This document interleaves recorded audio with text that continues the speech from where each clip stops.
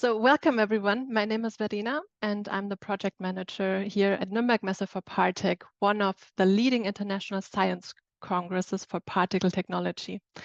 In 2025, PARTEC will take place at the same time as PARTEC Technofarm from 23 to 25th September here at the Exhibition Center in Nürnberg.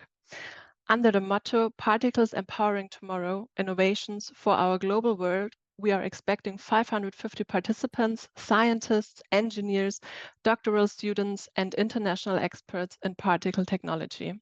So PARTEC and PARTEC Technofarm bring together what has always belonged together, science and industry, hand in hand for progress. It is therefore fitting that all PARTEC participants also have free access to PARTEC Technofarm, our international exhibition for process operations, which will welcome over 650 exhibitors. As we launched the call for papers for PARTEC 2025, I'm very much looking forward to our virtual talk today. But before we start, I would like to thank our speakers. So first of all, Professor Dr. Lutz Mädler from Leibniz Institute for Materials Engineering IWT in Bremen, and he's also our chairman of PARTEC 2025. Then Professor Dr. Stefan Heinrich from Hamburg University of Technology, Professor Dr. Urs Peuker from the Technical University Bergakademie Freiberg, and last but not least, Professor Dr. Carsten Schilde from the Technical University of Braunschweig, who will give you an insight in the wide range of topics at PARTEC 2025. So thank you very much for joining us today. And now I wish you an inspiring talk, and I look forward to seeing you again in person in September 2025. And I hand over to Stefan Heinrich and his talk about challenges in modeling and understanding of particle formulation by fluidized bed spray granulation. Enjoy the talk. Yeah, thank you very much, everybody. And today it's a great honor for me to discuss some of our main research topics at the Institute. We want to talk about the fluidized bed spray granulation, some modeling aspects, some measurement techniques which have been developed during the last years. And perhaps let's start with a first small introduction. Though we have a fluidized bed, and into this fluidized bed we can spray in a liquid, which can be a suspension or solution, could also be in melt or an emulsion. And in case of suspension and solution, we evaporate the solvent, and in most cases water, and then we can adjust a particle formulation, so to say. We can either structure a very porous material, which is then more an agglomerate-like particle, which looks like a blackberry, or we coat, or we have a, let me say, a core shell structure, which is very dense and which can then be used for several applications. In both cases, we can work with products which controls our daily life. For instance, fertilizer production, detergent. We can produce catalysts. We can produce agglomerated instant powders, or we can coat, encapsulate enzymes, and so on. And the interesting point is for the engineer how to predict this behavior on different scales. Therefore, at our institute, we are looking to different scales, starting with the submicro scale, where we also work on structural modeling. We also look into the micro scale, where we have the transport processes and the interaction between all phases. And on the meso scale, some structuring of clusters, bubbles, etc., might play an important role. And on the macro scale, we have a flow sheet tool, a flow sheet which unifies a connection of a process chain to very intelligent manner that we are able to also calculate recycle streams in the production plant. And the question is how to work with which model at which problem, and perhaps also to combine models, to define hybrid models. In any case, we want to understand certain transport processes, the hydrodynamics, the wetting, drying, heat, mass transfer, many more. And we need to develop measurement techniques as well as modeling approaches. That is a bit the story of the lecture here today. And perhaps the first understanding is related to particle surfaces. Very important. The particle surfaces might control the dissolution, reconstitution of the particles, and also the strengths. And yeah, for the formation of the particles is largely influenced by the process conditions. That is what we all know. And especially the surface roughness of the particles depend on the amount of water in the fluidized bed. Here we had a look in this study done by Michael Ort at the mean surface roughness of so-called salads, which were coated with a sodium benzoate solution. And we can clearly see that the spray rate, meaning the dry batch, leads to a smooth surface, whereby higher spray rates increase the surface roughness. That's a bit the outcome of the influence of thermal conditions. And main parameters are, for instance, the drying parameters, which adjust the evaporation of droplets, and spray parameters, which are very important and have an effect on the droplet characteristics. And let's look to this slide, which shows in a very simple manner that the spray pattern itself also depend on the nozzle parameters, such as the liquid feed rate and the air pressure, as well as on the nozzle geometry, as you can see here.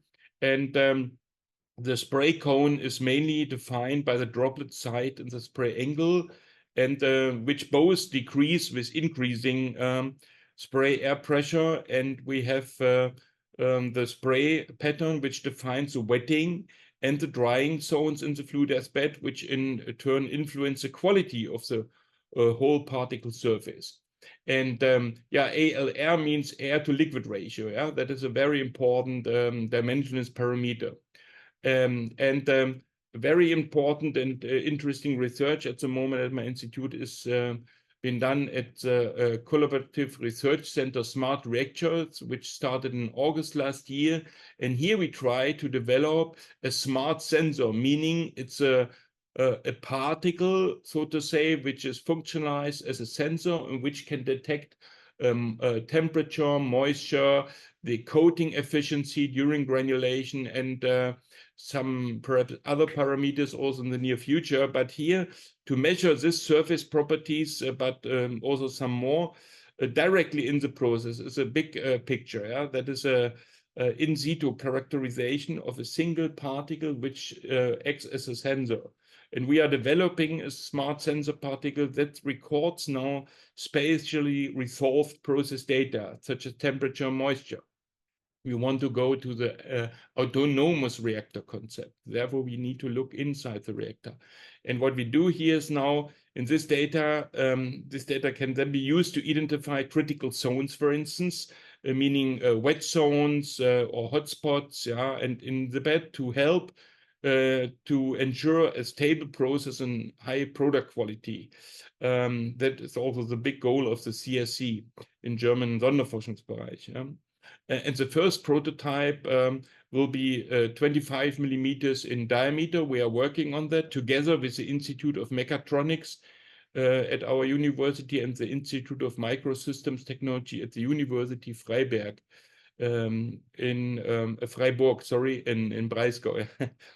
And later, this will be miniaturized up to 5 millimeter in diameter by using application-specific integrated circuits. Yeah, and one of the biggest challenge in the project is to ensure a similar fluidization behavior of the sensor particle compared to the surrounding bed material, since the magnetic tracer as well as the battery are large and have a high density. And furthermore, the timing of the measurements and wireless communication, as well as the assembly of the miniaturized particle, will be challenging.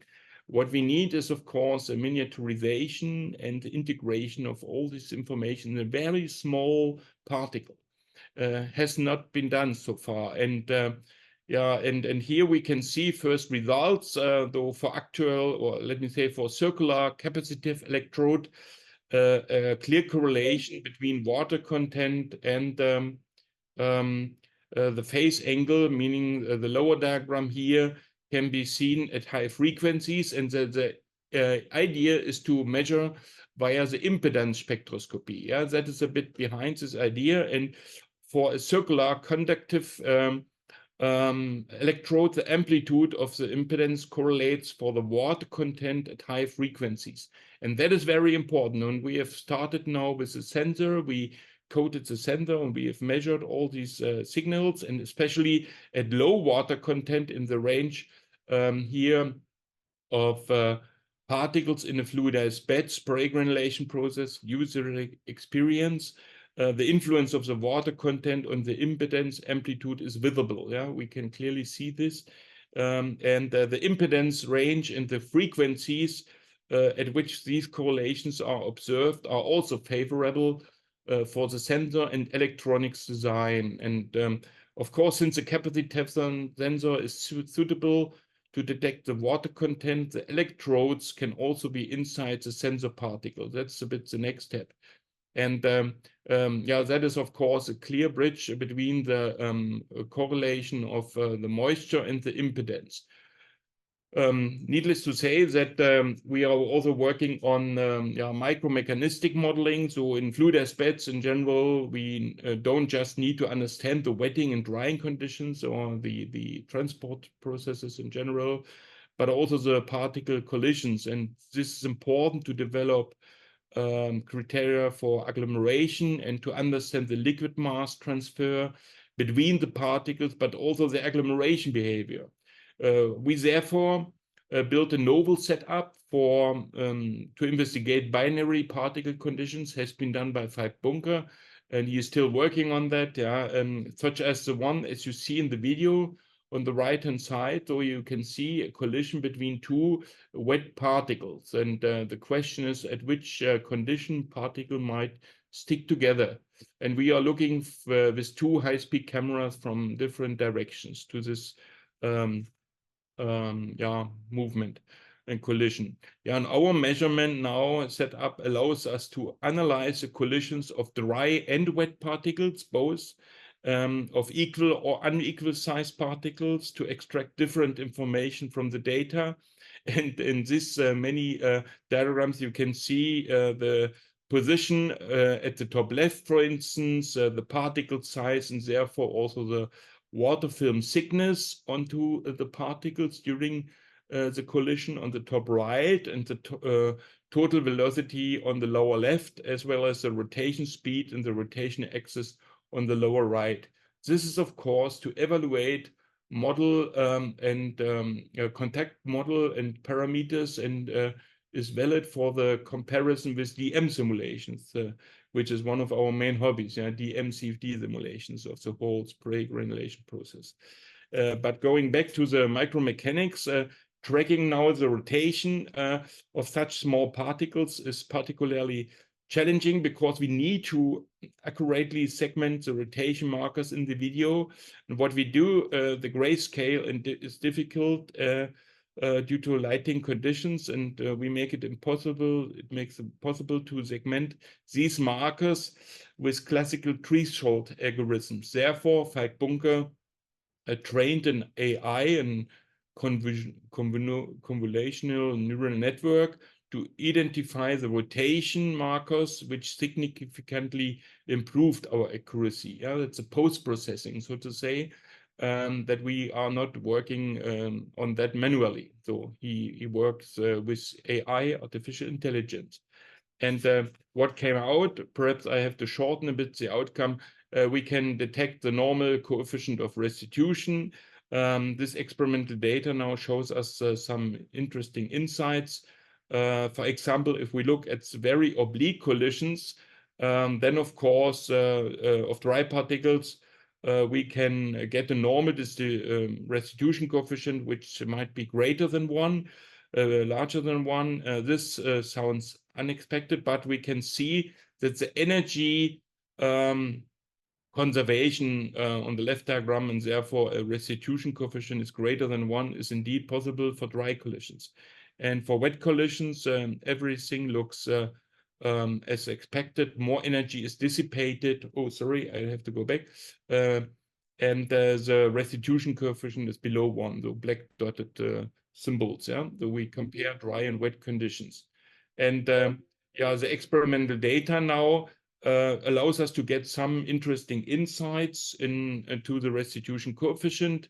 So we can, for example, look at very oblique collisions also of dry particles, and yeah, that is very important. So we get now here information about the tangential coefficient of restitution. So we have now the chance to calculate and to measure later on, also dependent on the collision angle. And finally, we can also look to the case that we have a rolling contact, meaning no friction. The friction is limited, so to say, on the right-hand side. And we have also the chance to look to sliding contact, yeah, where we have more or less friction-limited cases. This has been done in our institute for dry equal-sized particles and dry unequal-sized particles. And finally, of course, we have a very good agreement with a model from Walton. The Walton has derived a model, and we come to a very good agreement. And that is very interesting. We see similar regimes for wet collisions, or through the regime shift happens and earlier. Yeah. So next, perhaps very interesting research field is the detection of the measurement of bubbles in a fluidized bed. Here we can see in a very short manner that we are able to track bubble rise velocity, bubble size, and also the exactly the spatial distribution by means of electron capacitance volume tomography. Yeah, we are using this to get a 3D spatial distribution. We have already published on that here. Leonard Miller, a PhD, and Brick Watson are working on that. And what you get out is then informations on the solids volume fraction. As you can see, there's a big difference in comparison to the minimum fluidization point. We can say that we get radial profiles of solid concentration, radial bubble trends, larger bubbles at the reactor center, as the theory explains this, and the bubble growth and the splitting over the height. This is very important if we work with any reaction model. Also for drying and for granulation, we need information about the gas phase. Okay, needless to say that this was very lot of effort to create these kind of diagrams. So we get at the final end information about solids volume fraction and versus the radial position. And we have measured in a 10 centimeter diameter riser. Yeah, so that is very important. In the next project, we are looking to comparison to magnetic resonance imaging. And the comparison with CFD-DM, computational fluid dynamics simulation. And we are doing this comparison in the experiment with the largest vertical magnetic resonance imaging device available, which is from the Institute of Process Imaging at our university. And of course, we also compare results with pressure sensors, capacitance probes, and so on. And we do this for vibration in a fluidized bed which is vibrated, meaning we have commonly used oscillating gravity as a method, which is easy to implement, but the problem is that it affects all particles at the same time. We get in reality some waves. So we can compare vibration and the vibrated and the non-vibrated case. And actually, we move the wall mesh in DM, and we can also implement this in lights. And problem is, of course, here moving mesh is computationally expensive. That's a bit the point. And the second assumption is that we work with with modeling in the CFD simulation. So we have a very good agreement, and we can see that also the gas influenced, not just the particles. Therefore, we compare two methods for modeling the vibration in CFD. First possibility is similar to oscillating gravity, the acceleration source, and second possibility is a change boundary condition. So we just want to show you a vertical thrust cut in this simulation, and now it is compared with with a measurement. And very interesting is, of course, also the new theory that we can work also with recurrent CFD. We are doing this together with Professor Peuker at the university in Graz, in Linz, sorry, in Austria. We have joint project, meaning that we are faster than real time, and which is very important for process control. But here, just a short comment that we need recurrence plots, and that is a longer story.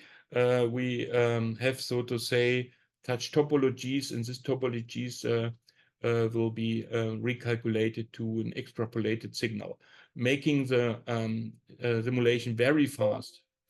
A very important issue at the moment is the development of a digital twin and the comparison with non-invasive measurements of particle water content, for instance. Here we work here with machine learning for the prediction of particle properties in general, especially the water content.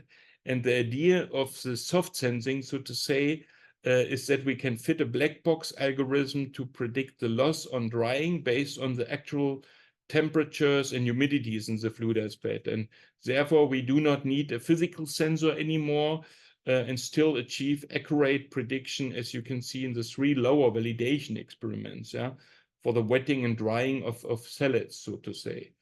And very important, but we don't have too much time, is the validation now. The machine learning cannot just help us to develop soft sensors, but also to predict the whole process like a simulation.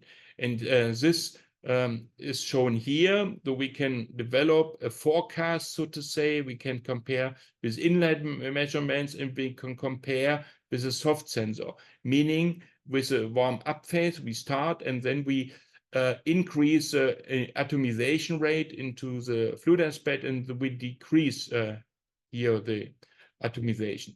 Okay, this is just a step response function for the bed temperature and for the outlet temperature, but you can see a very good agreement. However, the forecast starts to deviate for a long prediction horizon, which means that the model needs to be fine-tuned several times during the process. In general, the big picture, perhaps some concluding comments, is we want to avoid such problems to produce waste and harming equipment. We want to produce functional particles in an optimal process. We need the autonomous control loop, the digital twin. It's a bit a longer story. Robert Curter is working on that. We have a well-equipped machine here, and we need it for the control of the process parameters like water content and size distribution. And we want to optimize and improve product quality and energy efficiency and maintenance time. Therefore, we call it, because it's real-time measurement, prediction, and control, we call it intelligent digital twin. It's a longer story behind that. And we can summarize that the motto of PARTEC, particles empowering tomorrow, innovations for our global world, is exactly what we also do in our daily work. Here you can see also a final look to the MRI sensor in Professor Penn's department, our neighbor institute. And we can do it via innovations in measurements, but also innovations in modeling. Of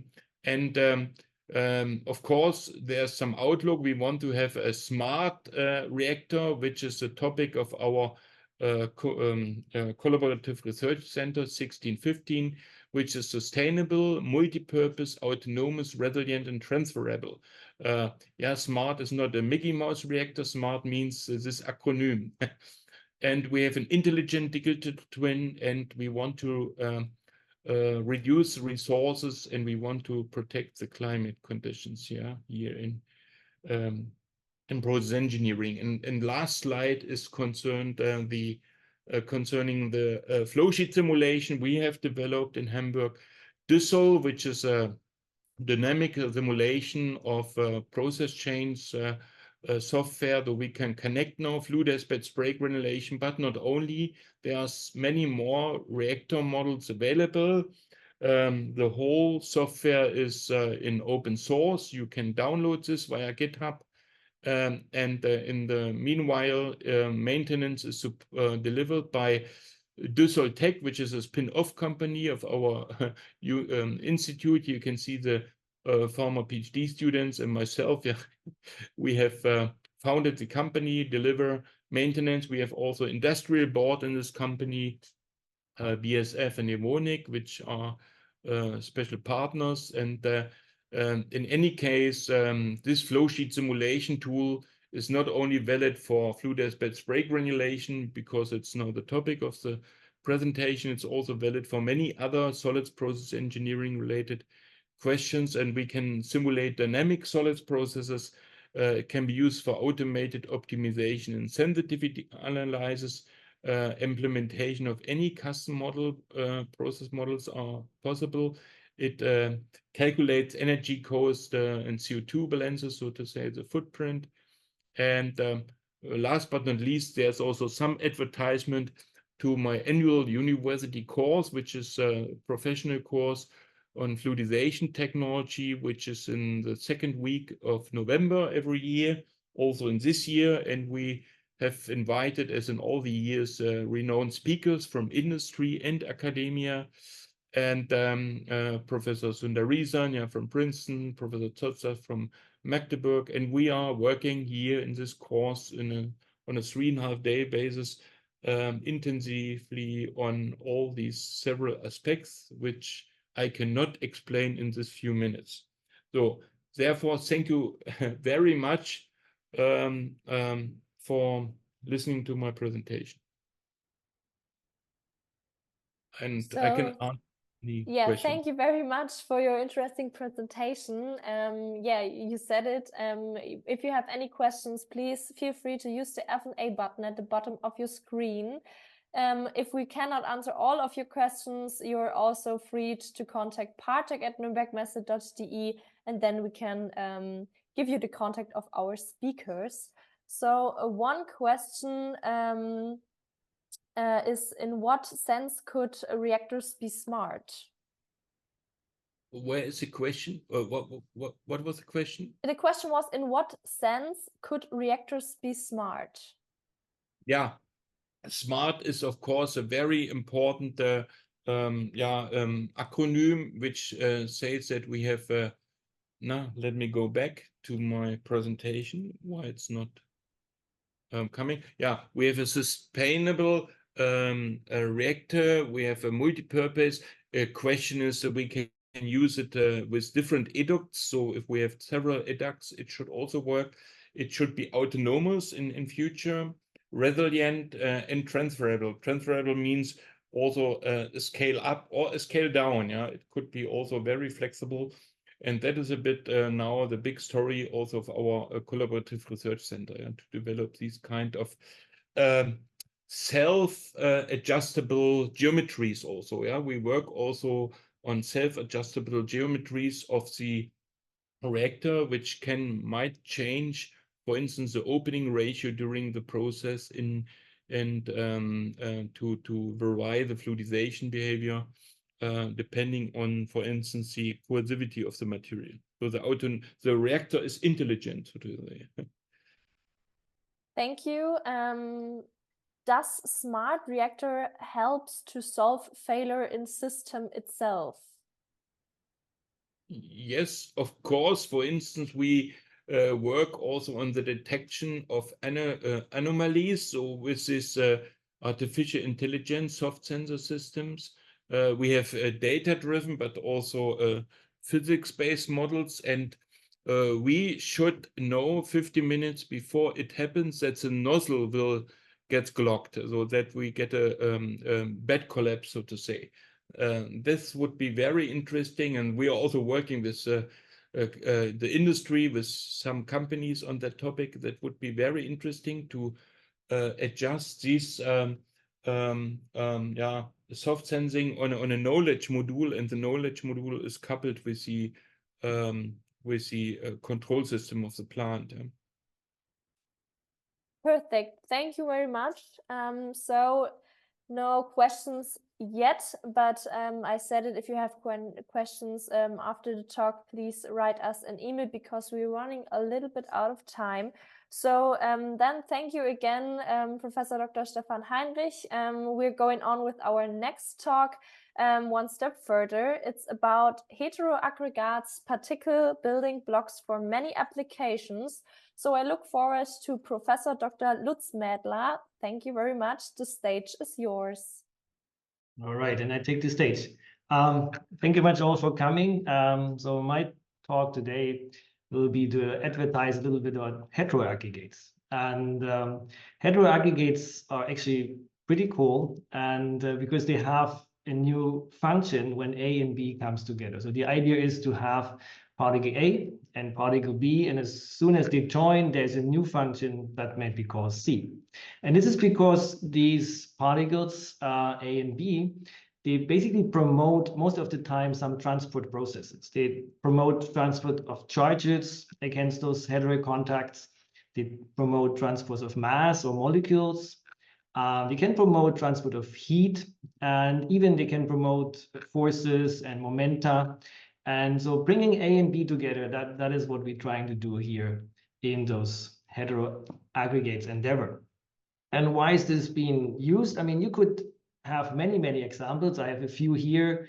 Batteries is one of the best examples. I think it's, so you have a particle that really stores the charge, but then you need some other particles that really basically transport the charge, and you need to have a good contact. You need to have a heterocontact between the particle A that stores the charge and particle B that basically transports the charge. And the many of those contacts you have, the faster, the better, less losses should be possible. And the same thing is with catalytic converters, right? Often you have a particle A that splits already some of the molecules and then transports these molecules, a type of mass transport, to particle B, where the actual reaction happens on the surface.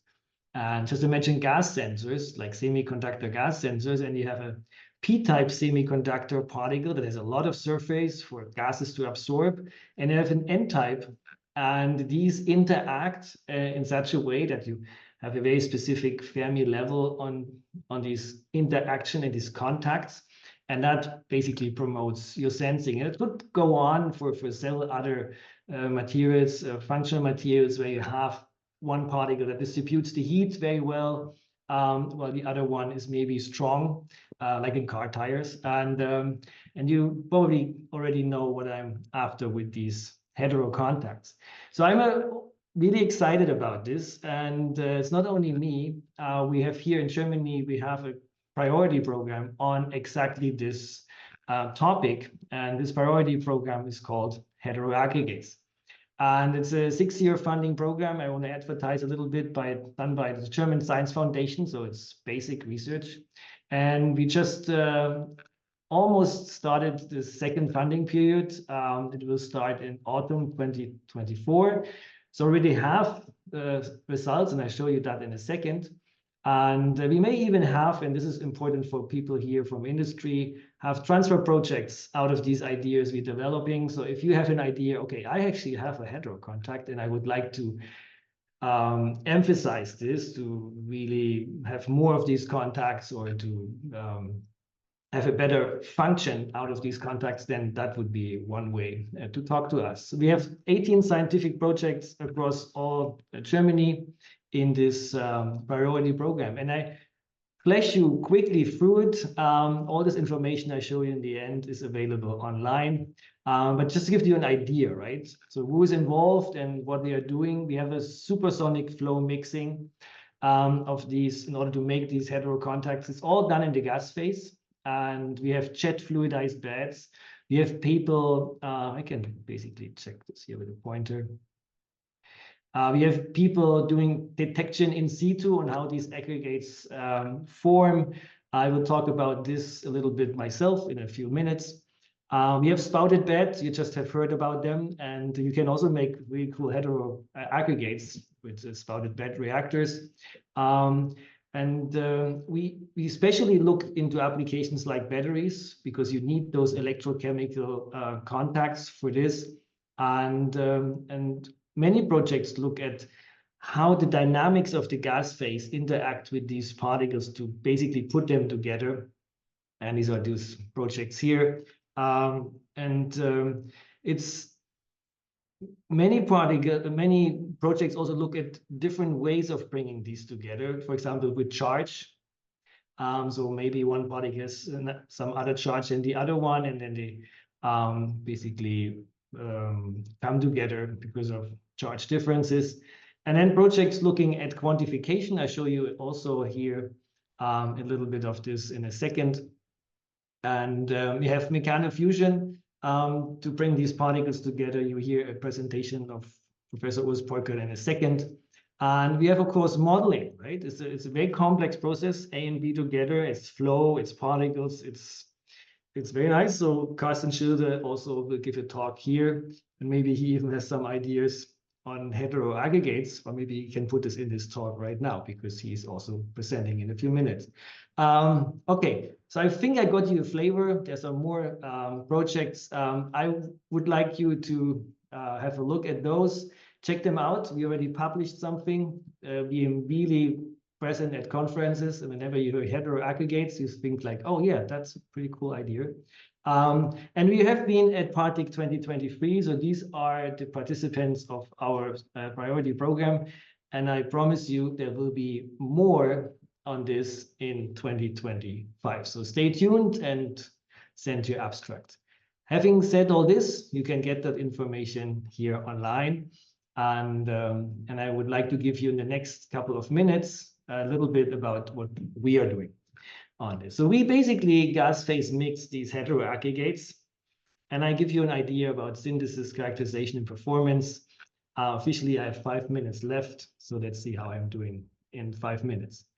So what we do is we have these flame reactors. So basically, we make our particles in such flames, and here we spray a metal, and this metal reacts in the flame at very high temperature to a metal oxide. And it comes out from the gas phase, so it forms very small particles, and these particles aggregate. And we can do this in 2 different flames, as shown here. And then at some point, we can actually mix those 2 flames. So this is the idea on how we bring A and B together. And if you look here in the middle, you see that these yellow dots, these are actually the heterogeneous contacts. And you want to have a lot of them because they play the music. And you can already see that if you make these aggregates small and mix very well, you get a lot of those contacts. And this is actually what we are after. And so we talk also a little bit about the size of these aggregates, because they are directly connected. And we have shown that theoretically, those hetero contacts. And I will mainly talk about the work of Jakob Stahl here, who finished his PhD in a couple of minutes, no, I think weeks, but and he does this in those flames, and this is a flame like this, so the flame height here is about 5 centimeters, and we're gonna mix our particles in these flames. So what I'm trying to present you is that we will quantify those. Also here we use this machine learning tools. Then we look at the sizes by selective dissolution. I explain that in a second. And we look at the functions. So basically, we're trying to reduce one material, the oxide, towards the metal. And this has been done by the help of the other oxide. So basically, this is the contact. And the ceria, that is the example, is the ceria, helps absorbing and splitting the hydrogen. And this mass transfer actually goes over to the copper oxide. We have copper oxide here to reduce to copper. And the temperature required for reducing this copper is an indicator of how good they interact together. So temperature is low, then they interact well. If the temperature is high, then you need much more energy to activate this reduction. Okay, so this is the plan. All right, so we mix those particles in these flames. And one idea is just to change that angle, right? To change the angle. And as you change the angle, the mixing happens at different locations, as you see here. And maybe the mixing is different. And I think the mixing is different because these particles grow along here. And if you mix early, you have small aggregates because they didn't grow that much. And if you mix late, you have larger aggregates. That's what we are looking at. And we, of course, characterize these flames by laser techniques to see the velocity, turbulent kinetic energy. And we also seed those flames to see where they mix. I'll show you this in 1 second. Okay, so here we have the velocity profiles. And I go very quickly through them. So you see that these velocities merge depending on the angle you have. And so they merge about here, here, here. And you look at the kinetic energy at that mixing, because we are wondering if kinetic energy is the driver for mixing. And we can also look, and this is very exciting, at the particles themselves. So we seed those flames. So here the left flame is seeded. Here the right flame is seeded. And then you have a laser sheet to look at where the particles are. And then the difference, where these things overlap, is actually where those particles mix. And then we can actually see here where the particles actually interact to form A and B. And comparing at different angles with different velocities, we can actually find out, and I skipped that for the sake of time, we can actually find out how mixing actually happens in those flames. But never forget, this is hot, and we need also to have an eye on the temperature. So also the temperature mixes, and the temperature that does not mix the same way as the fluid mixes, because in the end, we also want to have this contact here. So we want to mix at the moment. There's still a good connection between A and B, and we also have that in mind. Okay. Now, let me get you to some beef here. We have different mixing angles, right? Different flame mixing. And when we do this, we get different aggregate sizes. And we look at these aggregate sizes by high resolution TM. And from these high resolution TM, we get where the Syria and the copper is. These are just normal high resolution TM. These are energy dispersive high resolution TMs. And they are about orders of magnitude more expensive in terms of time and cost and instrument. So this is a very, very time consuming and expensive. And with some machine learning tool and some artificial particle making for the machine learning, we are now able to actually go from a grayscale towards a full segmentation of A and B and the number of hetero contacts. So this is quite a nice achievement here. And this is done by our colleagues from physics to actually get directly information on the size of the aggregates and the hetero contacts. And if you can see here, just focus on this B here. If we go from the angle from 40 to 10, right? We decrease the angle, we mix later. Then of course the cluster size increases because they have more time to grow before they actually aggregate. And if we have more Syria, right? This is the cluster size of Syria.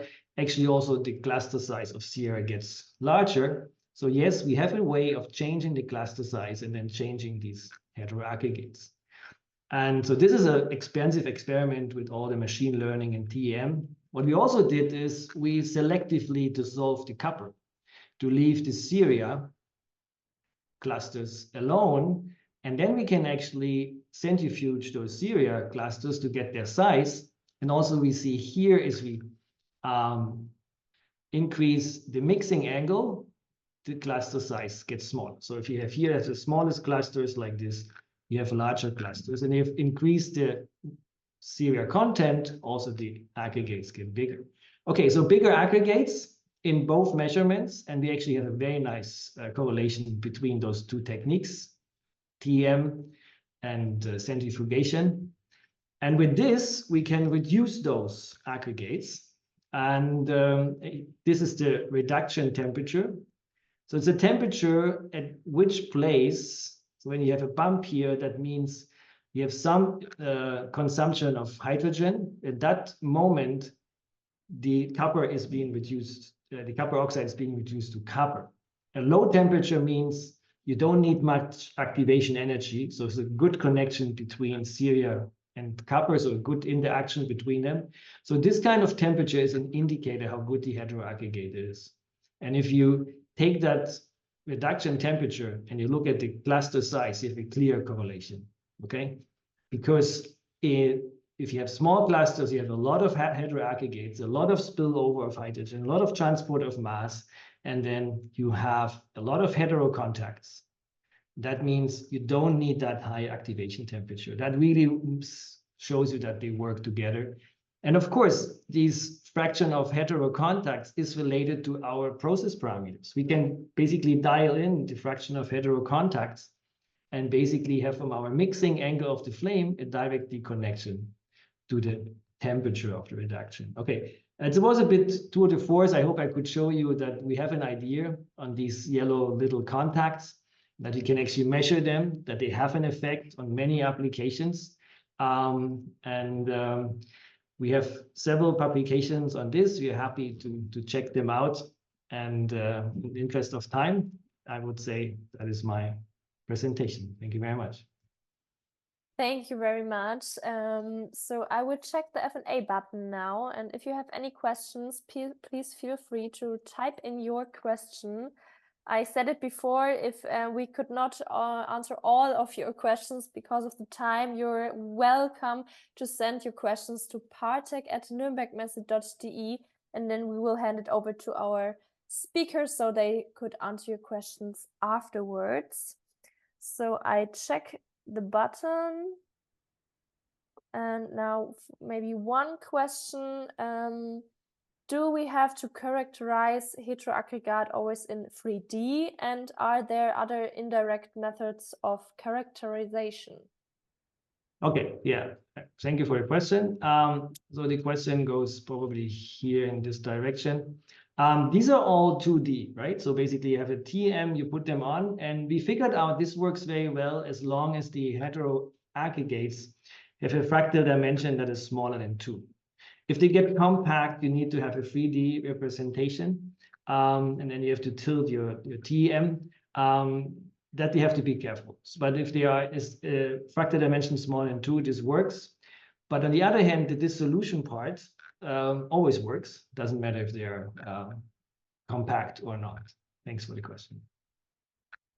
So perfect. I checked the button again and I see no questions left. So then thank you again. And now I will go over, or we continue with our exciting presentation by Professor Dr. Urs Peuker with his topic multidimensional particle property distributions on a huge potential for particle technology. So the stage is yours. Thank you very much in advance.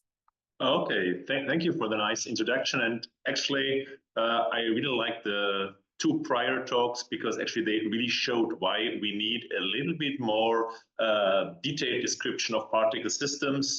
When we look at Stefan's nice coated particles or Lutz heteroaggregates, we need to go deeper into characteristic parameters for particles. And that's actually we will do in the next 20 minutes in here. I brought just coming from TU Bergakademie an R particle for you here, and we see so many different parameters we can actually quantify of a single particle. So we get the Ferri diameter, we get the convex hull, we get the projection area, and we can define a lot of parameters regarding the internal structures consisting of several materials. This is all something which is important to know about particles in the futures, as we have seen in the prior talks. I now like to give you some of the tools how we can do this. So as we know, actually, we go now back in the basics, 4th semester lecture. We know about something about the particle size distribution.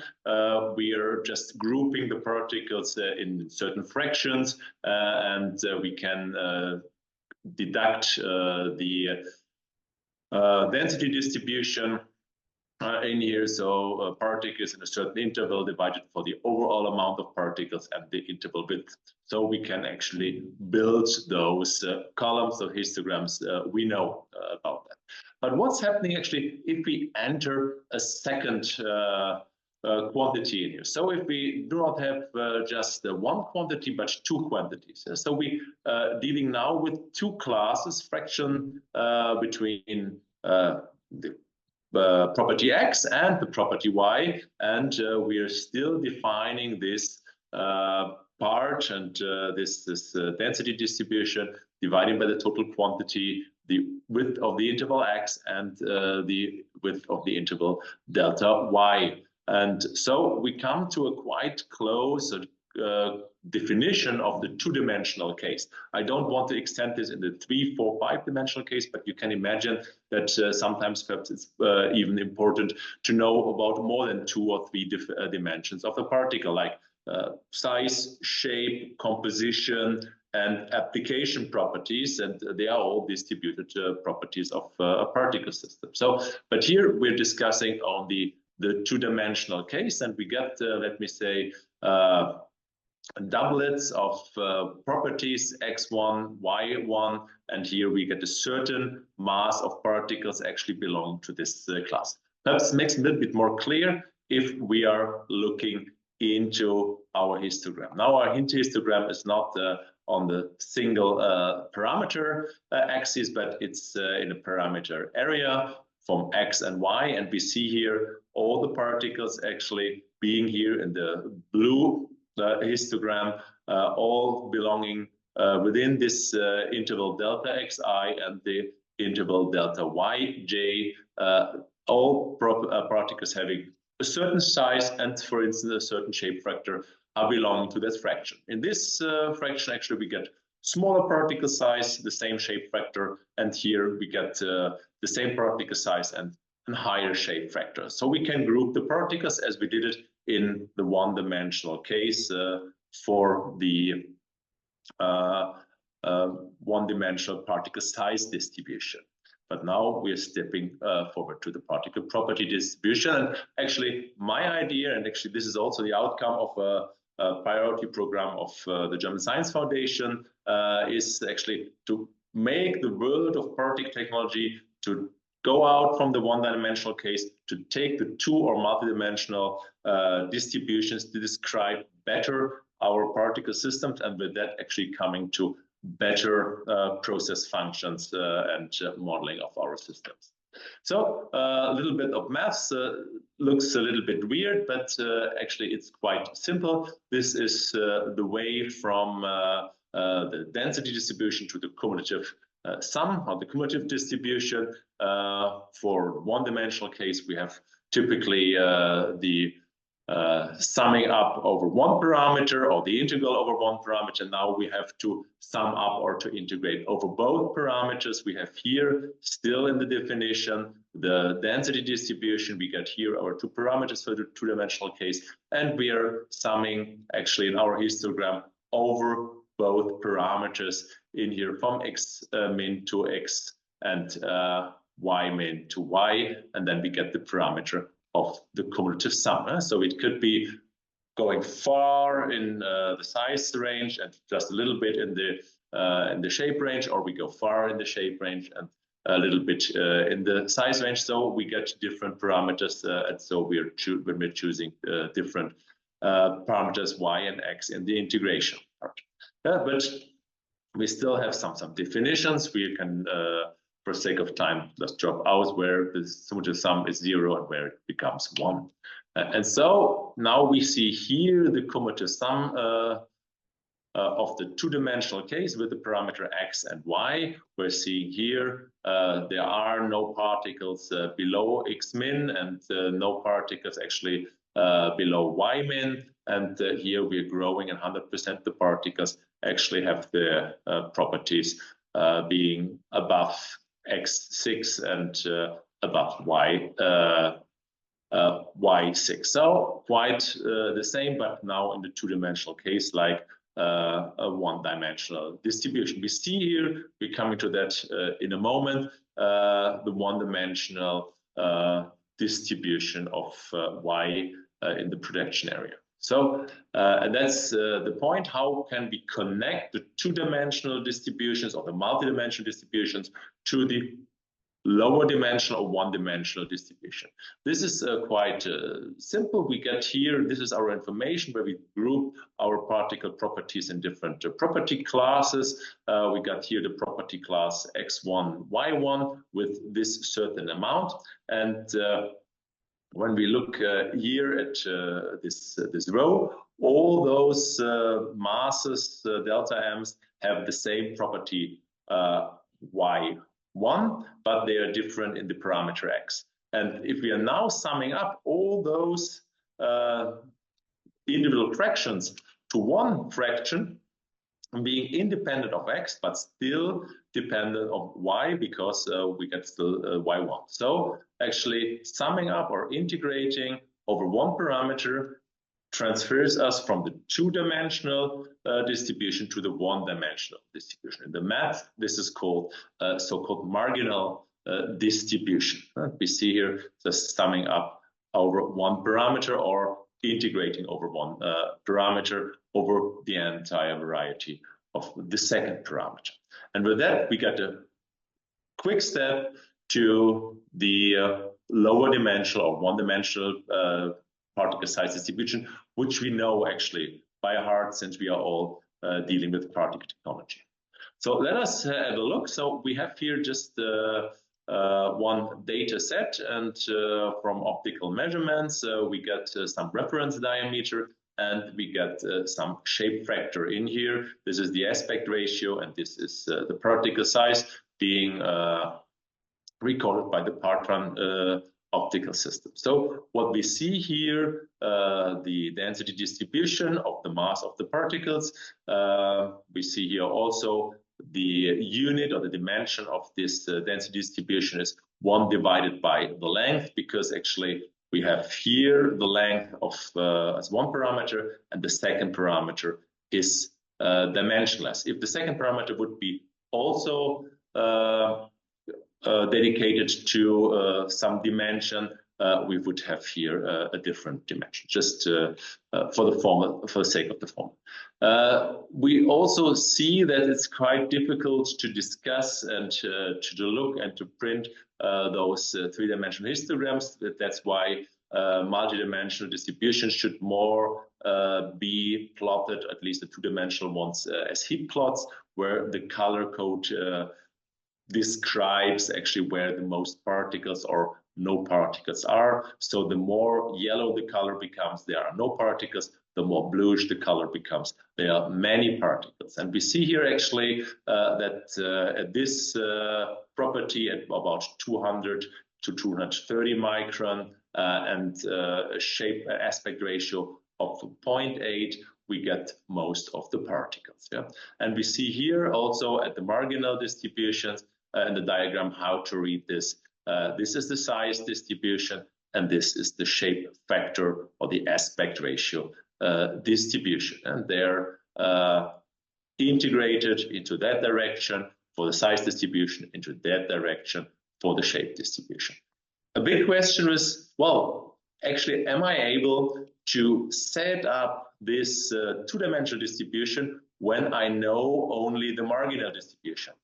No, because actually you do not know when you have this distribution how the particles are split up to the different size classes. And you do not know when you have the size distribution only how those particles are distributed to the shape classes. So you need more information. If you have additional information about size and shape connecting to each other, if you put in some mathematical assumptions, then there are models to generate of two modular distribution, a multidimensional or a two-dimensional distribution, but it's not an easy way to calculate it forward. On the other hand, from the higher dimension to low dimension, this is not a problem. So actually with that, we need those, we call it particle discrete information, so that we know about each particles, not only one parameter like the size, but the size and further parameters, for that we can set up this multidimensional distributions, in our case here, two-dimensional distributions. So we see here again, we also have the point that we have the number and the volume or mass distribution. So all characteristic parameters are feasible as well as in the one-dimensional case. So get here the point cloud. Each point actually is one particle being put in the two-dimensional map. Here, each point is actually weighted with this diameter and its weight. And we see here a certain shift from the number distribution to the mass distribution, and here the same actually now grouped those particles into classes, and we get here number and here the volume distribution. What we do not use actually in the higher dimensional case are approximation functions like the RRSB function or the logarithmic normal function, because it's really hard to find them in a higher dimensional case. And the advantage we get with the low number of parameters in the one-dimensional case is not present in a high dimensional case. So you work with the raw data. So some application cases from our work I brought together here is, let me say, the specification of a recycling material and pristine material for additive manufacturing. We see here it's important to have a shape factor circularity in our case, and here the characteristic diameter. This is original material, and this is recycling material. We see here it is really important to know about both size and shape to fit and to meet and to make some specifications, for instance, for additive manufacturing. Here we get outcome of sorting process in battery recycling and different materials of foils, aluminium, copper, separator, and a third undefined, fourth undefined fraction. And we see here also here from the heavy and light fraction after the sifting, we get different properties in the distribution. We can see it that is more than size. And the third one is coming from slack characterization in the recycling. And we see two cooling rays, two different crystal types. One crystal type is larger, but it's more elongated grown, and the other crystal type is smaller. Again, here we also see the plot of the marginal distributions.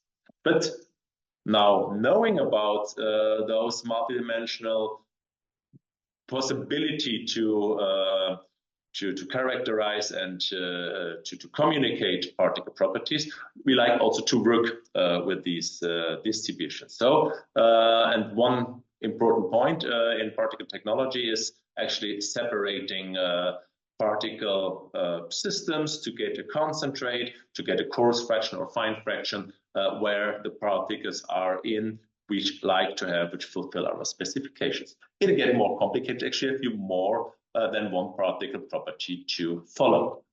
The first message is it's quite easy. We can take quite the same definitions for the separation function or the Chomp curve. Yeah? Actually, we're just bringing in, since it's defined per size class or per property class, and now we got a two-dimensional property class, but still we are balancing each property class. And with that, actually, we can define here the property, the Chomp curve, the separation function, as depending on two property distributions, one of the feed material with the index A, and one of the concentrate with the index C, as well as the mass ratio of the concentrate. Since coming with from classification, from size separation, typically use coarse, fine, and feed fraction. But since we have more than one property, more than size, it's perhaps better to think of feed, concentrate, and reject as or supply as definition, so that we are not that we're getting from the thinking away from the size separation at all. So we can define here in 3 different ways with twice the separate the 2 contributing size or property distributions and 1 mass balance, or yes, to come to the property function. And again, with the Trump curve, the separation function, we are also able to deduct and to recalculate the marginal separation function. So coming from the 2-dimensional separation function, integrating again over 1 parameter, we coming to the 1-dimensional or lower dimensional separation function.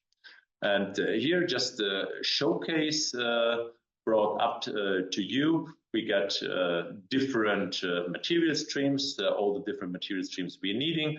We got the feed material here, we got the concentrate, we got the reject, and what we are seeing actually here, so in comparing visually those 3 heat plots, is that we got a more prominent particle property part at this fraction for the concentrate, and here we got more prominence or more particles of these properties in the reject. So this blue area is split up in the concentrate and the reject, and from that, for the relation of the 3 property distributions, we can then calculate the 2-dimensional separation function using the same definition we had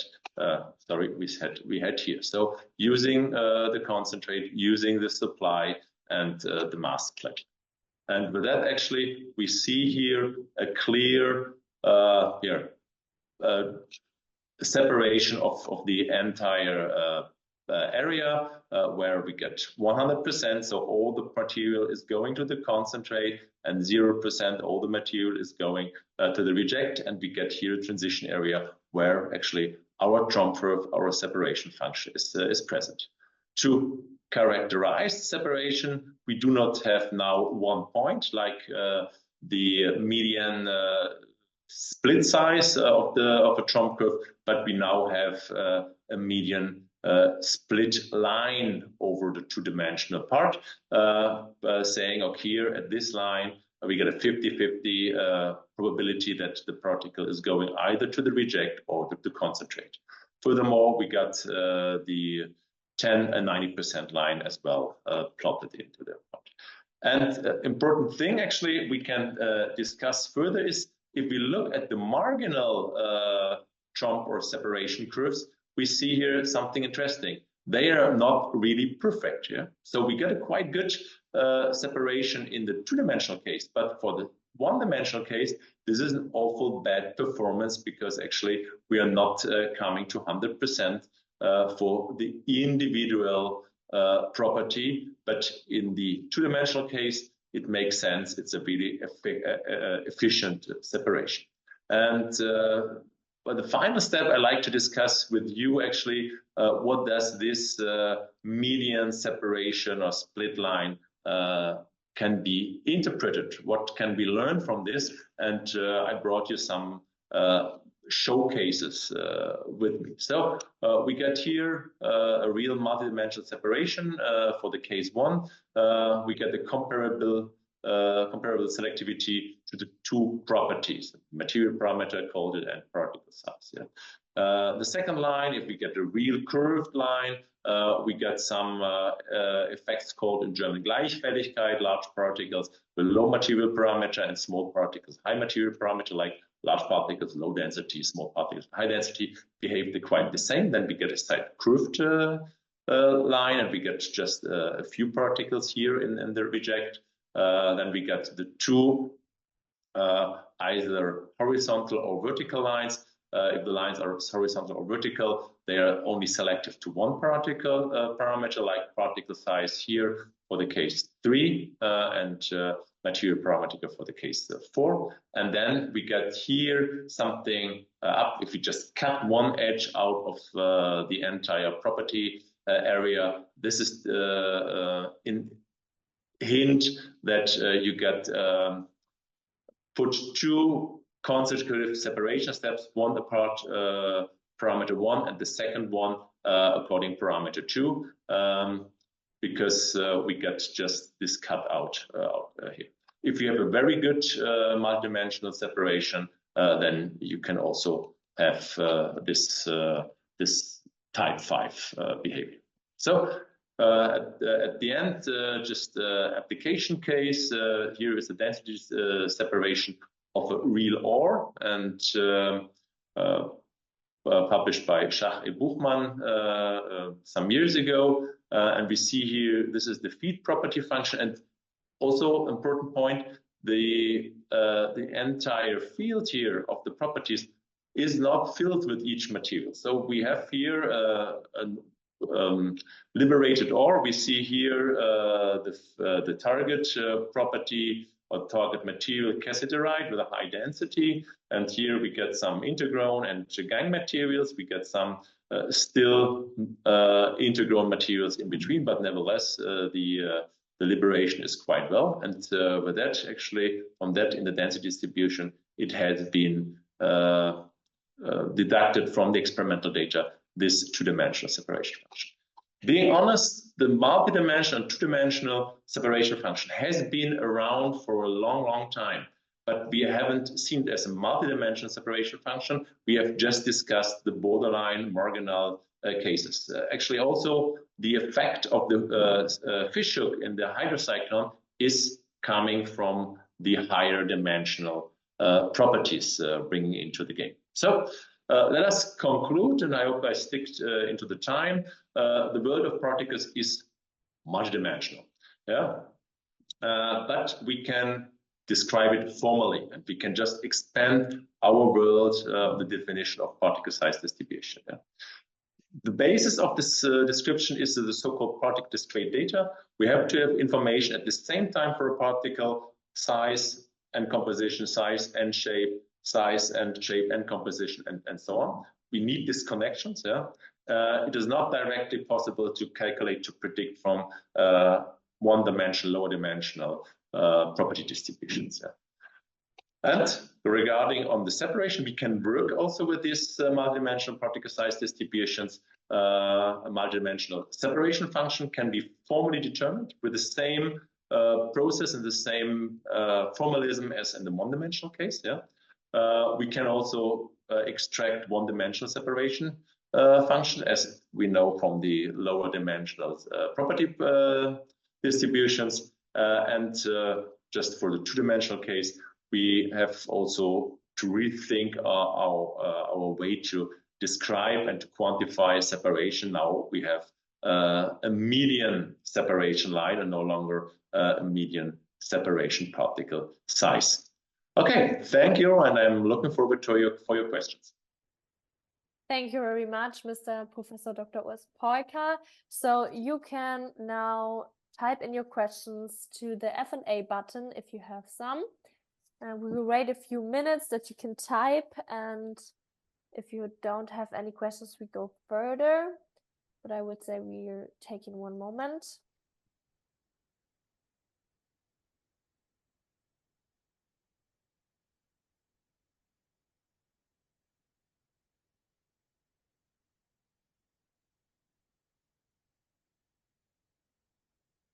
Okay, so I didn't see any questions, but I said it before. If you have any questions after the talk, please write an email to partec@nürnbergmesse.de, and we will hand over your questions to Mr. Peuker so that he can answer your questions afterwards. So a big thank you again to you, and I will now hand over to our last talk, but not least talk, to Professor Dr. Carsten Schilde. His talk about new ways of using artificial intelligence in particle technology. So now the stage is yours.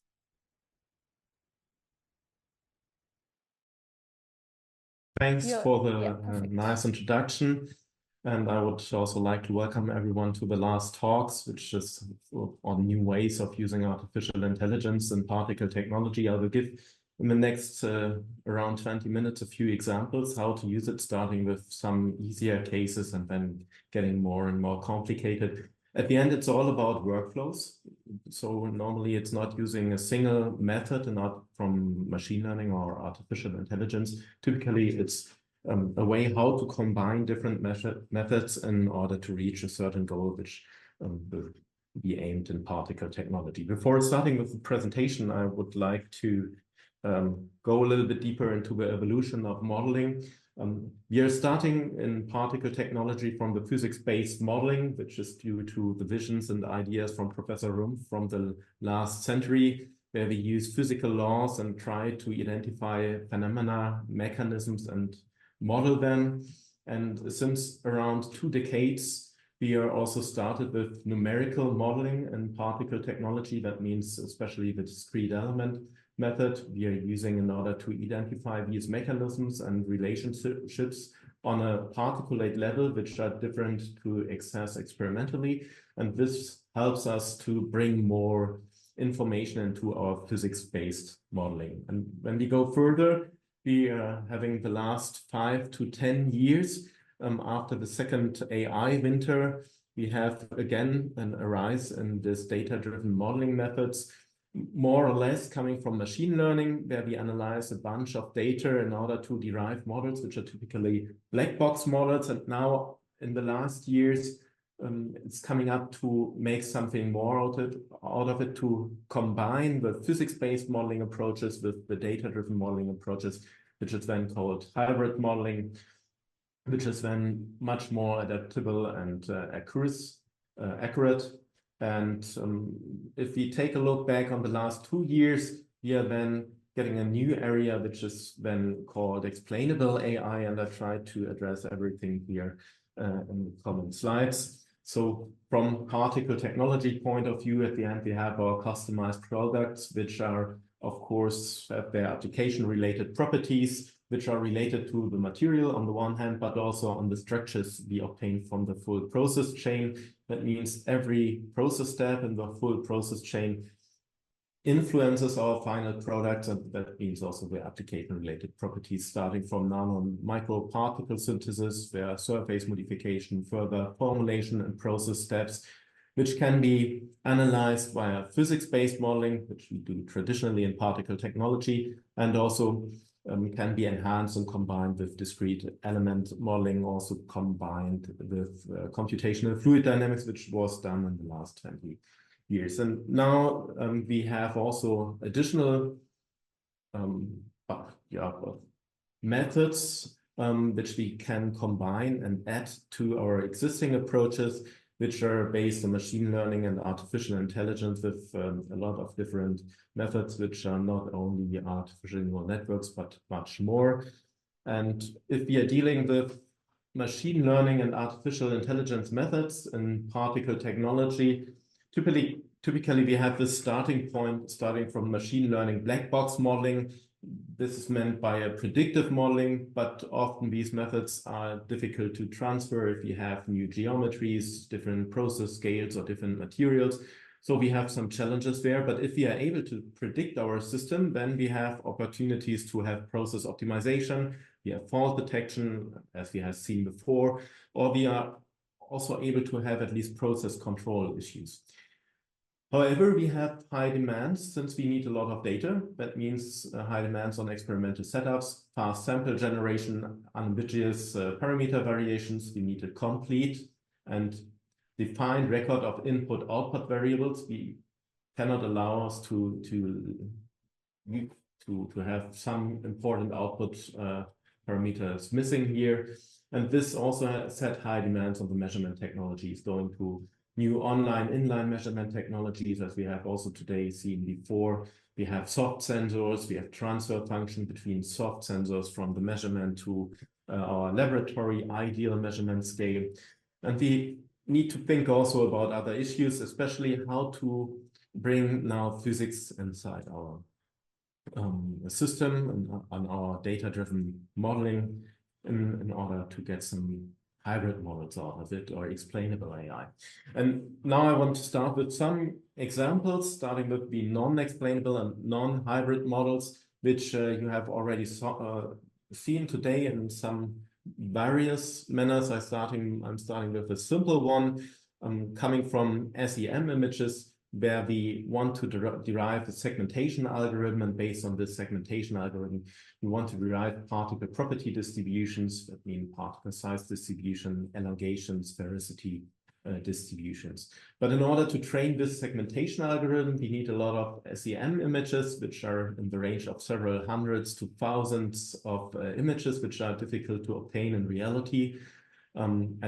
But if we do so, if we can provide these images, then we can train, for example, a convolutional neural network we have seen before, in order to have the segmented particles and do some further processing deriving this particle property distributions. However, it's hard to get this 1,000 SEM images, and what you can do is here, you can use a generative adversarial network, in our case a special one, it's a StyleGAN, which is based on different neural networks and new variants of neural networks which train each other to a perfection in order to get at the end virtual SEM images. So we are not talking about measured ones in our SEM, we are talking about fake images which are looking like the original one, and then increasing our pool of images by several thousand images.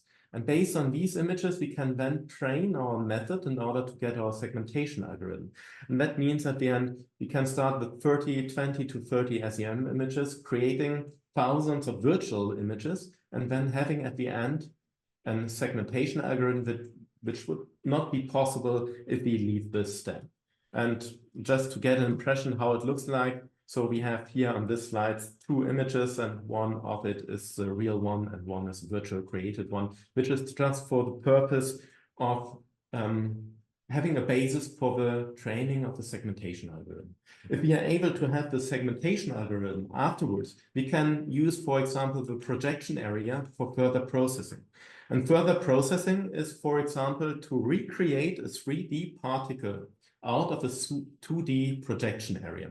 This is here a workflow for at least 3 projection areas where we have our original particle, which will be then in different projection areas encoded, then decoded again, and then we have final 3D particles which will then be fused, refined, and then we have our final 3D voxel model. And each box here on this page is a certain kind of a machine learning algorithm which deals with the reconstruction of our 3D particle.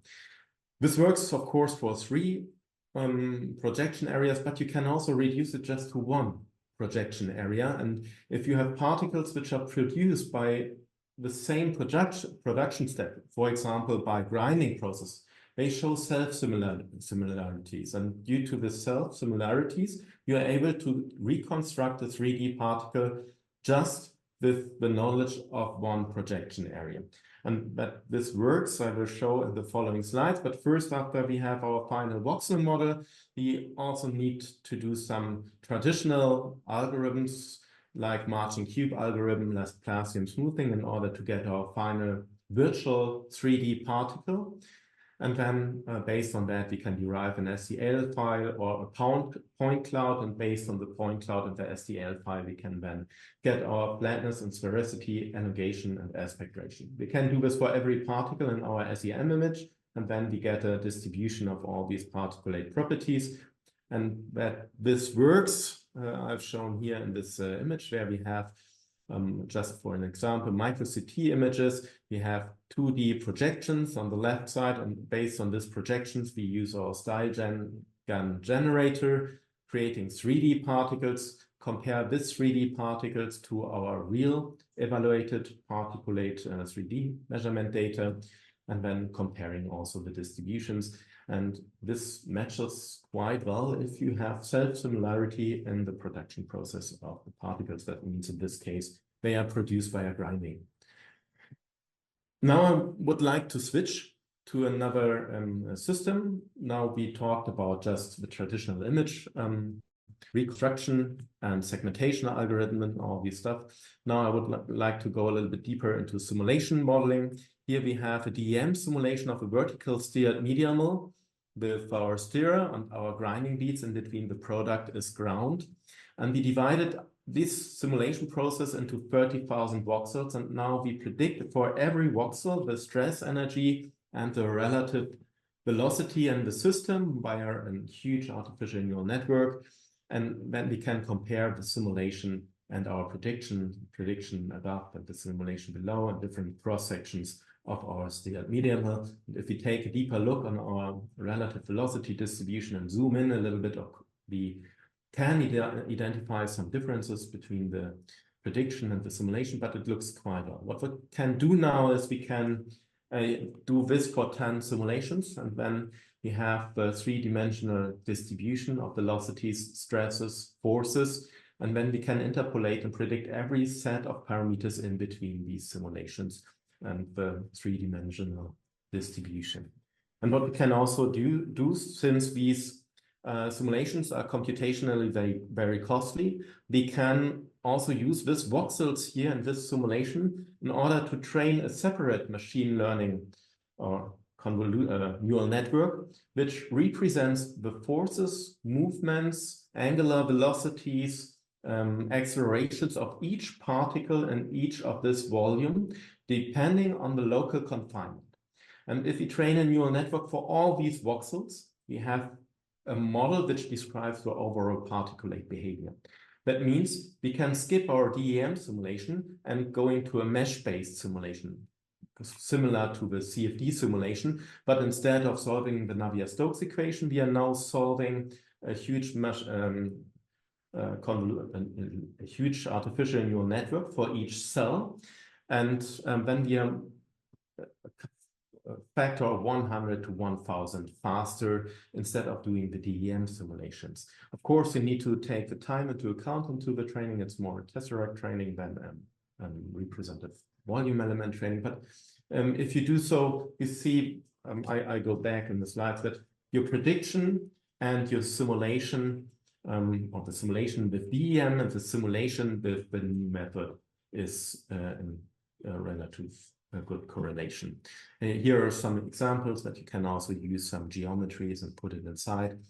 And the question now arises how to put physics into these artificial or machine learning methods. So up to now, I'm just showing black box models coming from artificial neural networks or GAN methods, convolutional neural networks.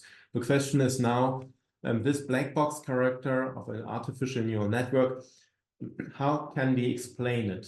Which is given here by this image, where you should be more explicit in this step 2 when a miracle occurs. And one possibility to explain now what's happening within an artificial neural network is such a workflow here. We are starting on one side, putting in our data, which can be obtained from experiments, but also from simulations. Here in this simulation, it's from the drying process of the battery electrode. And we are using this process parameters put in a database. When we are training, like we have seen before, an artificial neural network, just to generate more data, to have a kind of an intelligent interpolation in between the data, the three-dimensional data. And afterwards, we are trying to get an equation out of it, depending on the identified product properties related to the process and formulation properties. And this, therefore, we are using a genetic programming framework, which is based on a genetic algorithm. And as an outcome, we get a semi-mechanistic process model, which can look like this, that we predict the porosity of the electrode for different contact angles, solid contents, particle sizes, and drying rates. And the black line is here the model we derived out of this genetic programming.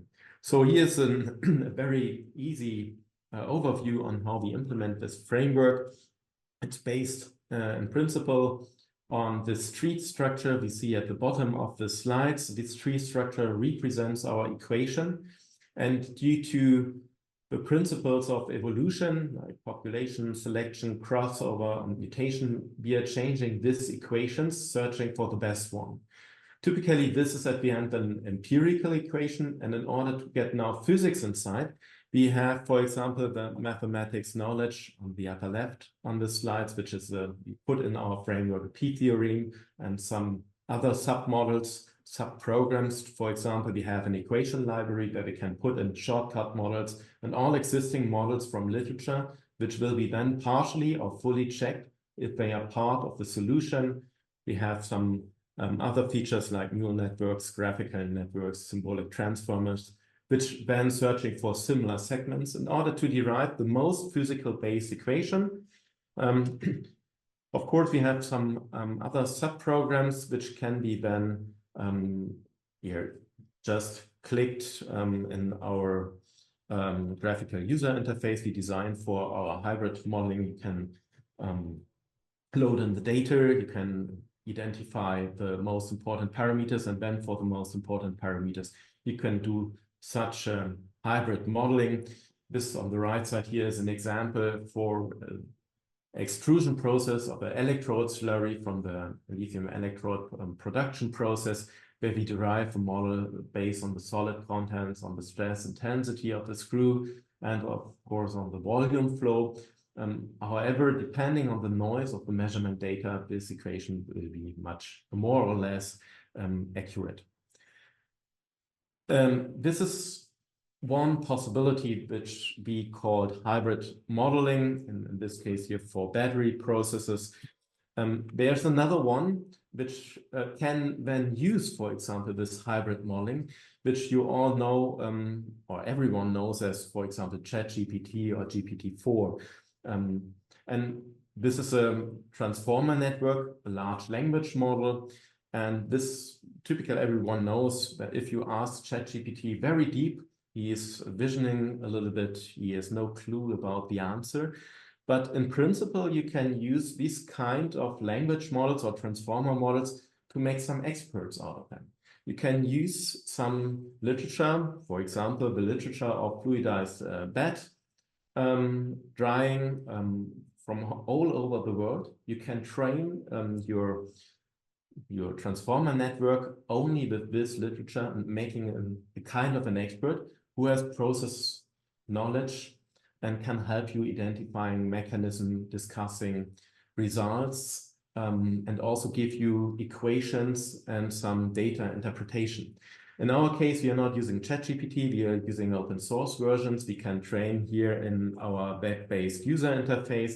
So we have a window for the discussion with our new expert. We have some model training issues. And here it's important, often you can embed literature. That means you put it on top and make some statistics and vectors of this literature. But it's more feasible and much more complicated, of course, to retrain the whole model regarding your special interest.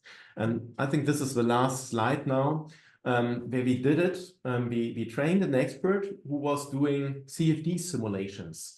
And then we couple this CFD simulation expert with via a plugin. We need to program this, it needs a little bit of time, with PyFluent, and PyFluent is able to control Fluent. That means we are just have a communication with our chatbot, and the chatbot is then setting up our simulations. So we are asking for doing a simulation in a crystallization reactor, and then he is asking for the CAD file and the Fluent properties. And you can say, okay, search in the internet for the properties. You can load in a CAD geometry. You can give him some process parameter, and then he is open the simulation software, setting up the simulation, doing the simulations, giving you back the feedback, and is also able to discuss the feedback if he is also trained within, for example, crystallization reactors. And with this, at the end, this is just the starting point where we are at the moment. And I will thank you for your attention, of course, my whole team and the Institute, and I'm also open for questions. Thank you very much, Mr. Carsten Schilde. Said it most times, you can also give your questions per email to us, and then we hand it over to our speakers. So then I will thank you, Mr. Carsten Schilde, for your interesting talk, and maybe for next time.